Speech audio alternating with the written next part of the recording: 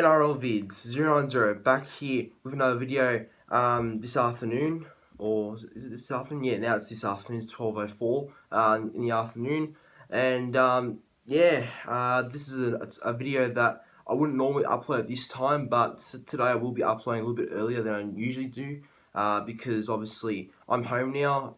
It's holiday starting for me pretty much. I mean, obviously with COVID in Sydney and all that, again. So, class for me is shut down, and obviously have to work from home for just one day. But yeah, look, should be all good soon with the COVID in Sydney, but let's just hope so anyway. But yeah, this is a video I would not normally upload around this time, but I've got nothing else to do, so I'll just get it out and done in the way. But yeah, it's the Brisbane Broncos yet again. There's more issues at the club, and doesn't seem to be any change from what there was in 2020 with the Brisbane Broncos. Last year they were dead last, and so far this year in 2021 they're dead last again.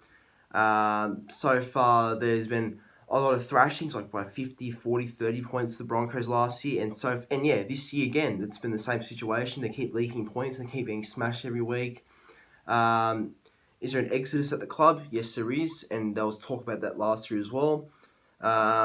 Yeah, I don't know what to say. I'm lost for words about the Broncos now. I just feel like all their supporters are just, I do feel bad for their supporters that they're going through all this turmoil and struggle with the whole Brisbane Broncos and what's happening at the club behind the scenes and all that. But yeah, look, obviously something has to change. Something has to obviously happen for the Broncos to be successful again. And yeah, it's not good for them if you ask me. But I actually remember making a video last year about the Brisbane Broncos as well, and it was 1 year ago. Like I think it was 1 year, like this day 1 year ago. I think I made a video about the Brisbane Broncos and what has to change in 2020. Well, guess what? A year later, it's the same situation with the Brisbane Broncos, and there obviously has to be more change. And obviously, what they're trying to change this year has not changed at all. And I'll show you the video quickly of what video I'm talking about, which I made last year.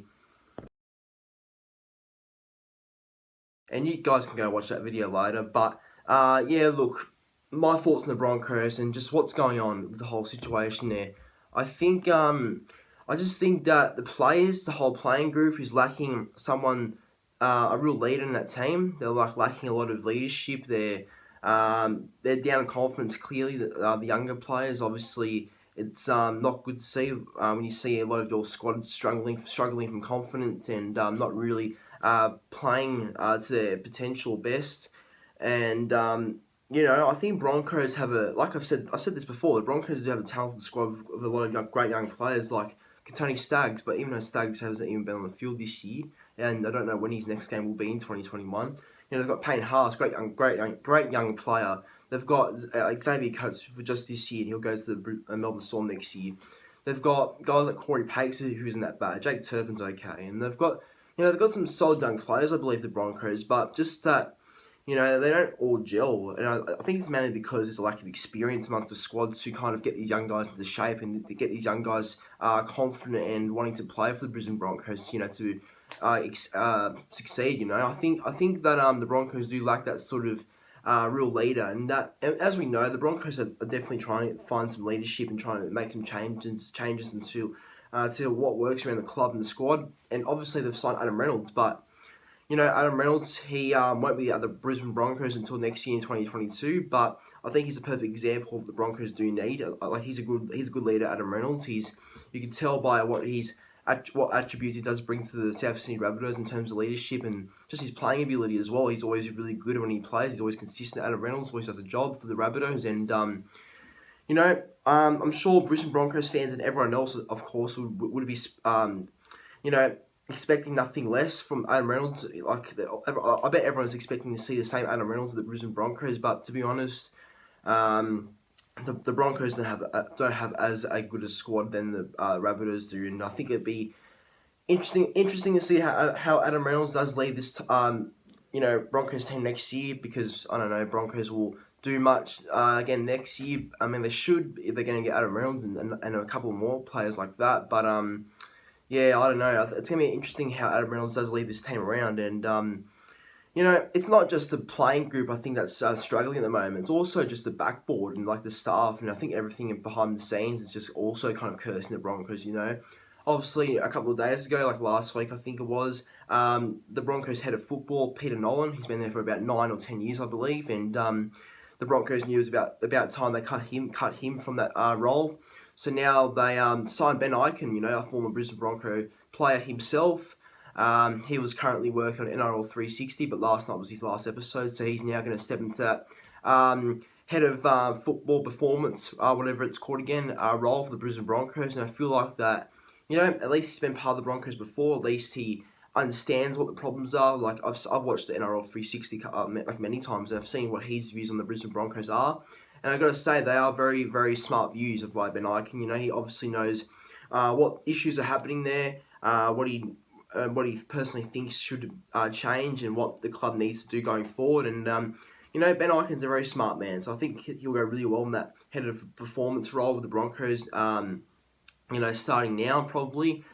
I think another thing is Kevin Walters. I don't think Kevin Walters is the problem personally. Like I've seen people say that Kevin Walters is the problem for the Brisbane Broncos, but he's not. I don't think he's the problem because he's not on the field every round playing. It's just the players who are kind of letting Kevy down.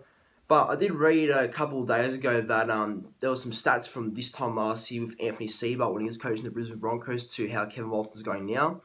And it says that they're going worse than they were at this time last year with Anthony Seibert as coach. So that means, with Kevin Walters right now, they're going a bit worse than what they were with Seibert last year. So those stats tell me that, the club's definitely fallen down a bit more than they were last year. But you can't entirely blame that on the coach. So you have to blame that on the players and just on some of the staff around there, how they get the players, to play, and just how they get to, and how they performances during the week, and their confidence ready for the game every week. And I think Kevy's a great coach, but I think he is struggling to get answers out of his squad. And I think the Broncos year's about over, so I think it's. I think this year's the time to call it quits the Brisbane Broncos in 2021, try and focus on a much better and positive year in 2022.